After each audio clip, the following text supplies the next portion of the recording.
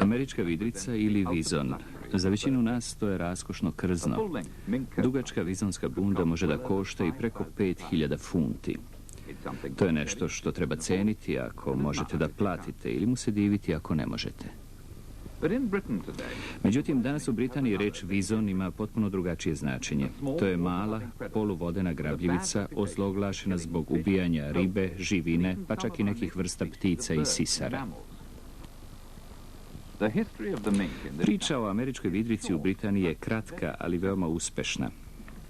Sve je počelo kad su te životinje uvezene radi gajenja i trgovine njihovim skupocenim krznom.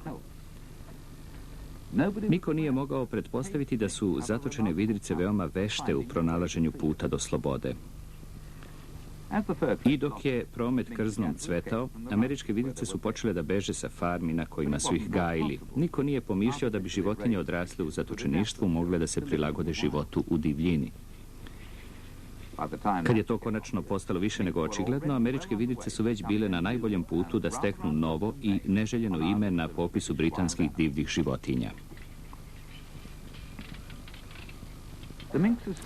Bekstvo američkih vidrica u britanske predele bilo je daleko značajnije nego što se mislilo.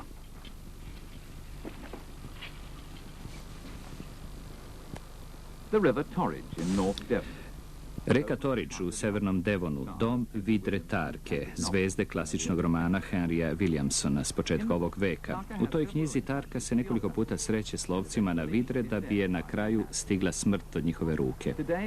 I danas lovački psi i hajkači posećuju ove vode, ali ne da bi lovili vidre. Manji broj tih životinja još tu živi, ali su zaštićene kao retkost i lov na njih je zabranjen.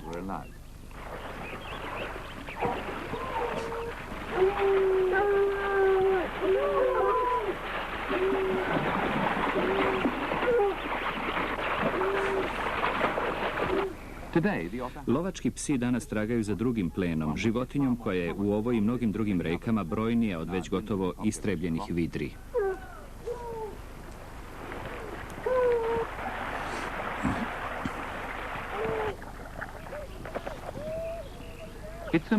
To je američka vidrica koja se daleko od svoje postojbine u Severnoj Americi ovdje osjeća kao kod kuće.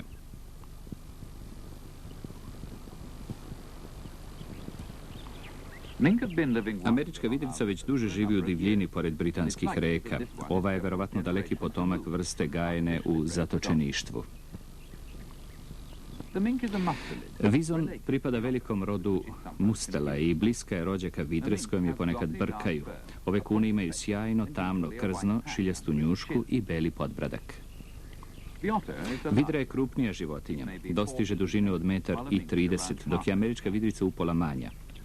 Njuška vidra je zatupasta i zaobljena i ukrašena upadljivim brkovima. Američke vidrice i vidre dele slična staništa, ali rasprostranjeno je verovanje da su američke vidrice istisnule vidre iz njihovih starih prebivališta. Potpuno je zapravo neosnovano. One su jednostavno zauzeli njihovo mesto duž mnogih potoka i reka. Američke vidrice koje u Britaniji žive u divljini vode poreklo od životinja koje su 20. godina uvezene radi veštačkog gajanja u vreme kad je krznarstvo preraslo u veliku industriju. Najstarije farme brzo su zatvorene, a vidrice puštene da se pridruže onima koji su već našli put do slobode. Danas su farme za gajanje vizona pod strogom kontrolom. Selekcija se pravi kako po boji, tako i po širom sveta poznatom kvalitetu krzna. Dobro hranjene američke vidrice gajene u zatočeništvu često su krupnije od svojih divljih rođaka, a njihovo krzno je mnogo kvalitetnije. Izrada vizonske bunde je veoma složen posao. Raskošan model koji krasi izlog plod je višečasovnog mukotrpnog rada u krznarskoj radionici. Pripremljene kožice prvo se razvrstavaju po boji. Selektivnim gajenjem od divljeg pretka iz Severne Amerike stvoreno je više od 40 nijansi.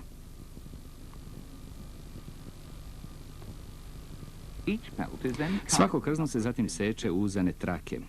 To je izuzetno stručan posao.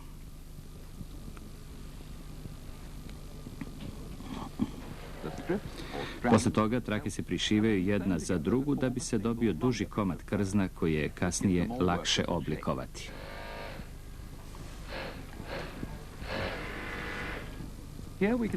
Ovdje možete vidjeti razliku između običnog krzna na desnoj i krzna sastavljenog od traka na levoj strani.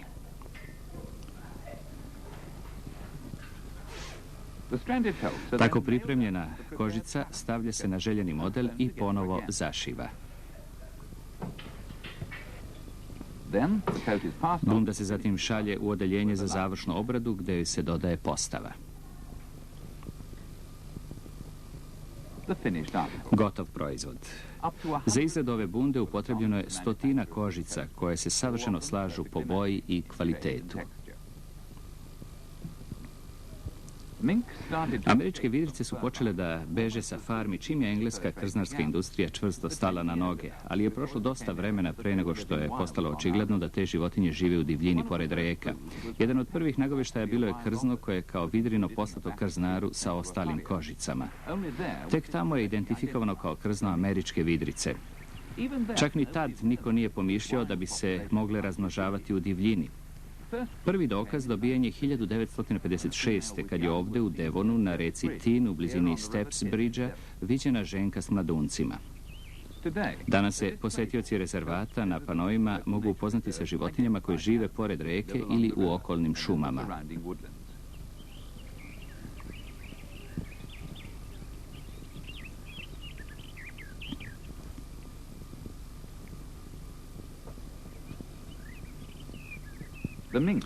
Američka vidrica je ovdje toliko uobičajena pojava da je već ubrajaju u ostrvske životinje.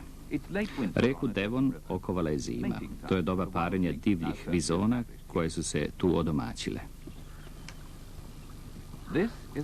Odrasli mužjak. Mada je većina američkih vidrica gotovo crna, ponekad se mogu vidjeti primjerci kao ovaj, po nijansama sličniji vrstama koje se gajaju u zatočeništvu. Ova ženka ima karakterističnu boju divlje vrste.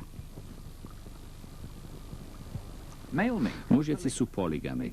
Ako im se ukaže prilika, pare se s više ženki. Američke vidrice su teritorijalne životinje. Mužjak tera suparnike koji upadnu na njegov posjed.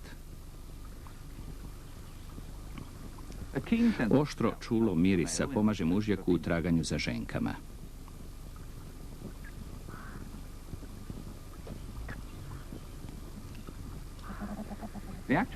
Parenje podsjeća na žestok okršaj, ali mužjak mora biti grub da bi podstakao ovulaciju kod ženke.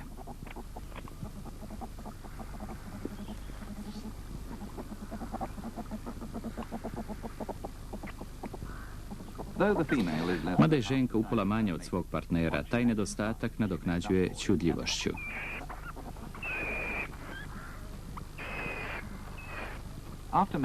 Posle parenja svako odlazi na svoju stranu. Mužjak nema nikakvu ulogu u podizanju potomstva. Njegov zadatak je da svoje gene prenese što je moguće većem broju ženki. Zato odlazi u potragu za drugim partnerkama.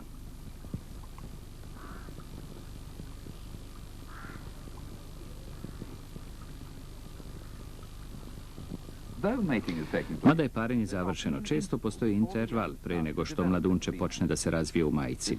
Taj vid trudnoće naziva se odložena implantacija. U međuvremenu ženka odabere jazbinu i priprema je za mladunce.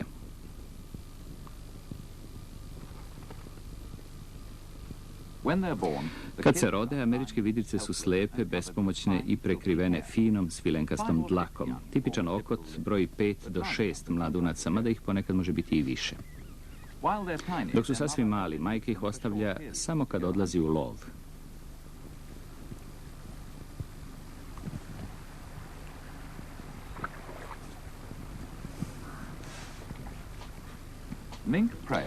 Američke vidrice love razne životinje, ali osnovna hrana im je riba. To je razlog što ih mnogi ne vole, pogotovo ribolovci. Ako ne može da nađe ribu, kuna vidrica će hranu potražiti na obali. U obzir dolaze barske kokice, pacovi i žabe. Smatra se da je kuna vidrica razlog što u nekim područjima opada broj životinja koje žive pored vode, ali za tako nešto nema čvrstih dokaza. Penju se i na drveć. Poznato je da se zavlače u napuštena ptičja gnezda. Rado jedu jaja i ptiće kad ih nađu. Povremeno love i veverice, mada američka vidrica na drvetu nije ni približno brza kao njena rođaka kuna zlatica. Veverice verovatno lovi samo na zemlji. Na ovom drvetu očigledno nema ničeg što bi se moglo uhvatiti.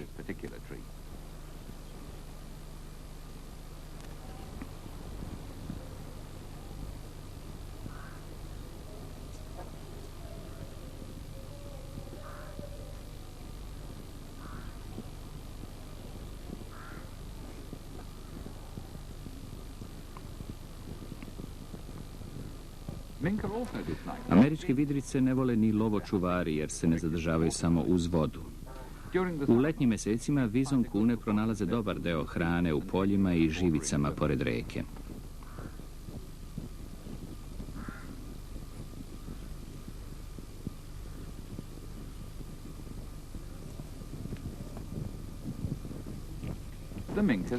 Ova je nabasala na mrtvog fazana. Niko je ne zavidi na takvom obroku, mada i same ponekad ubijaju mladu pernatu divljač.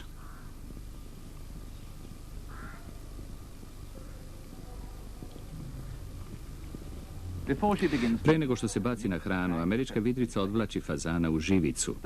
Mada su to srčane životinje koje često ispoljavaju svoju neustrašivost, kad dođe vreme objeda ipak više vole da potraže zaklon.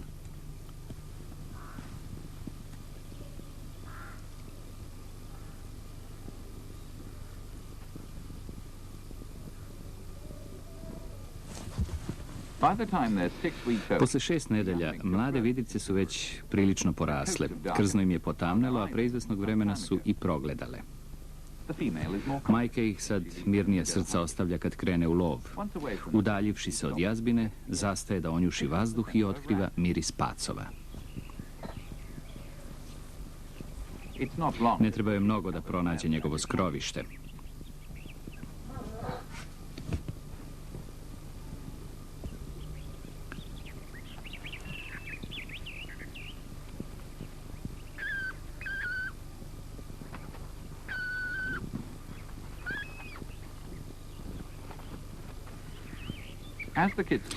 Mladunci napreduju i počinju da napuštaju jazbinu. Odviknuti od sisanja, željni su mesa. Majka sve češće odlazi u lov jer mladunci za tili čas pojedu sve što im donese. Ovog puta to je zec.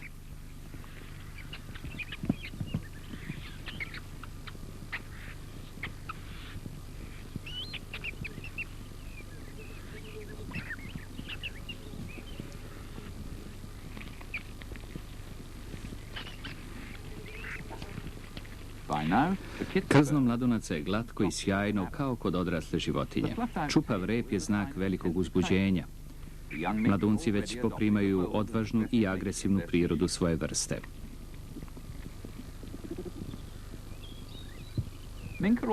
Američke vidrice su i veoma radoznala stvorenja. Mladunci podrobno ispituju teren oko jazbine. Tako se upoznaju sa svojom okolinom. I otkrivaju šta je za jelo, a šta nije. Čini im se da je krastava žaba lak zalogaj, ali će detaljnije ispitivanje njene bradavičaste kože i neprijatnog mirisa naterati mladunca da još jednom razmisli.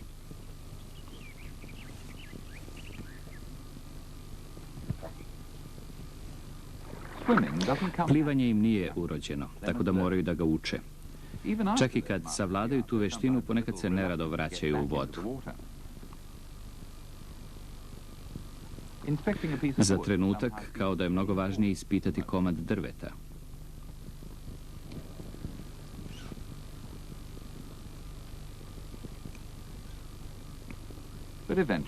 Mladunče se konačno odlučuje da zaroni.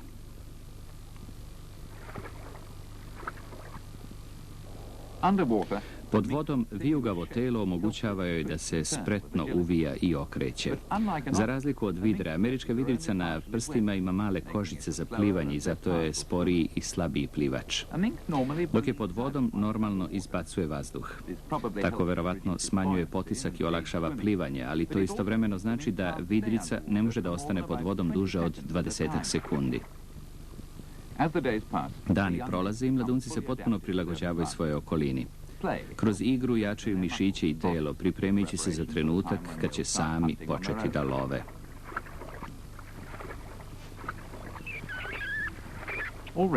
Sve su manje trpeljivi jedni prema drugima.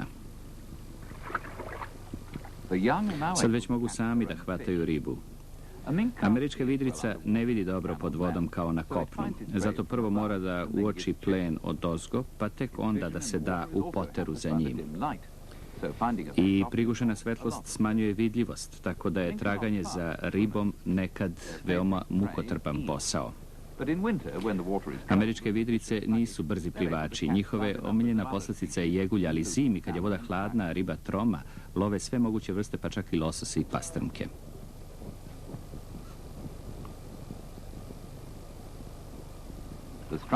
Borba privlači ostale mladunce. Još su prilično neiskusni. Nesrećnu ribu savladat će tek zajedničkim naporima. Uzbuđeni mališani konačno izvlače plen na suvo. Američke vidrice su na zlu glasu kao utamanjivači ribe, ali čak ni na rekama pored kojih žive u većem broju nema dokaza da iole utiču na riblji fond.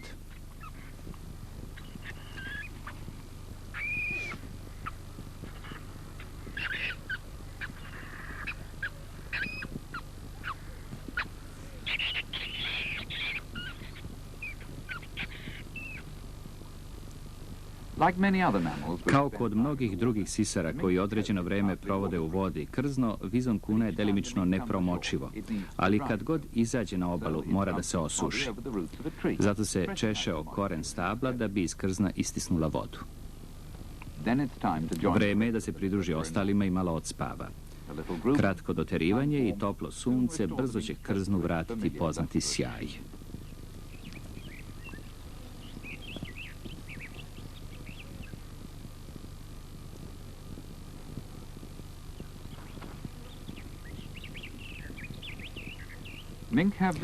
Američke vidrice u Britaniji imaju veoma malo neprijatelja, ali i pored toga neće svi mladunci doživjeti zrelost.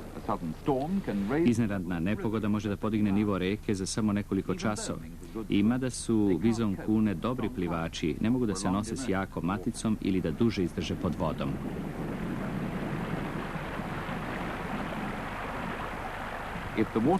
Ako reka naraste do jazbine, američka vidrica mora potražiti spas na čvrstom tlu. One koje ponese bujica rizikuju da se nagutaju vode i da izgube snagu pre nego što se dočepaju obale.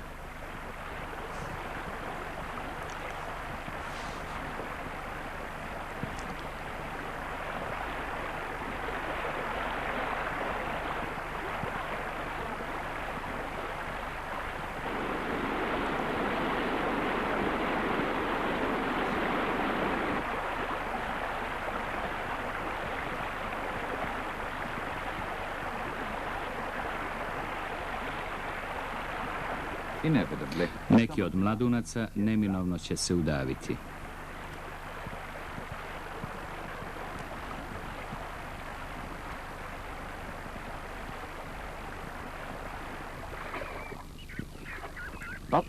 Međutim, oni koji prežive imaće samo koristi od nevremena. I druge životinje stradaju u poplavama, a udavljen zec obezbeđuje dobar obrok.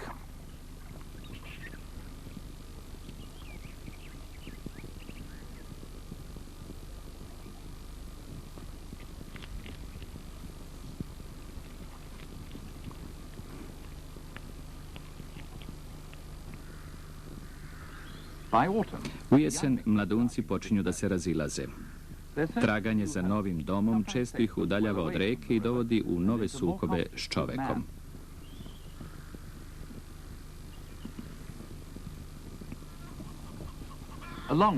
Američke vidrice se hrane ribom i pernatom divljači, ali ih često optužuju za ubijanje domaćih životinja. Ne može se poreći da ponekad posećuju farme i živinarnike. Poznato je da napadaju živinu, ali povremeno imaju na umu nešto sasvim drugo. Tamo gde ima živine, često sve vrvi od pacova. Uništavajući te glodare, verovatno čine farmerima uslugu i tako nadoknađuju štetu koju pričine u živinarnicima.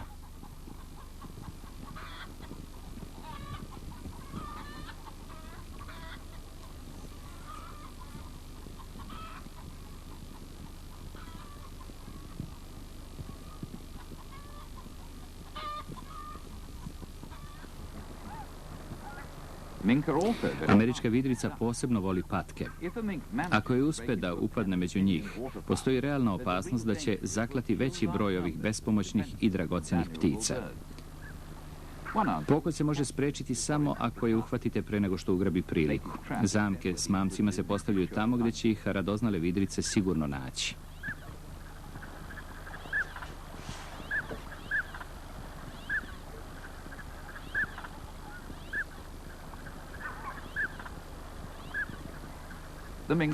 Oštro čulo mirisa brzo će ih odvesti do mamca.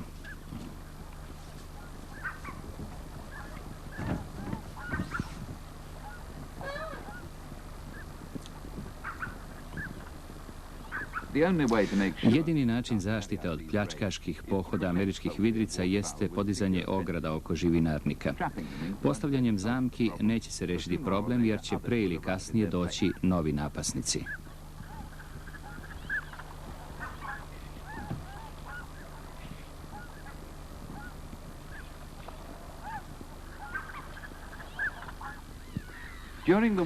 Tokom zimskih meseci vizon kuna mora itekako da se potrudi da nađe dovoljno hrane. Zato nije čudo što ih možete vidjeti na najneobičnijim mestima. Široko rečno ušće pruža američkoj vidrici neograničene mogućnosti da lovi ribu, a paluba ukotljenog čamca idealno je mesto za izvlačenje i tamanjenje ulova. Ova se verovatno popela na čamac u vreme plime. Možda će morati da sačeka sledeću plimu da napusti svoju novu trpezu.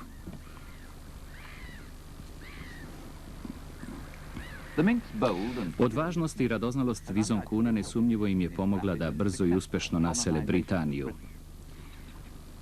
Još se vode žustre rasprave o njima i njihovom uticaju.